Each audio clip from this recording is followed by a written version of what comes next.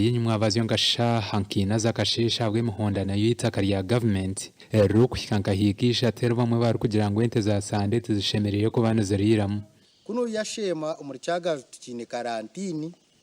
ni nyatana nabo konka ngo ente zaguruka zazo wabo bazitema batemente mwe nimi bayirukanga no mucera.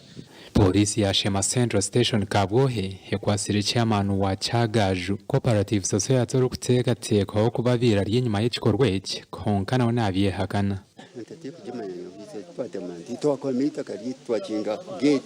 yaba twabetkozere na wenda gano yo komebiri 17 yo kwezi kwa mwenda yewiri ati ni 18 twakinga gate ente tukuzumanya ente wazireta wasya washanga twatire huwaya twagitema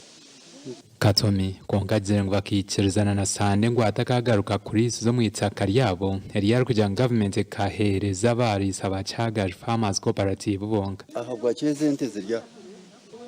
nawo tukakora na bwenda gano twabahereze meza ashatu ebiro byabo bikomere biro 17 yo kwezi kwa mwenda hati twiza twakinga gate twahandika barahakwana rwo mushangu tuturengire n'amazuma twajkwasa umusigazogu azo polisi atungo buyambi ubukukera amana gitu Haitwa ajira kwandikira makuru agatwasiga muzeyi Katomari yo mu gihome cya Kabwohe.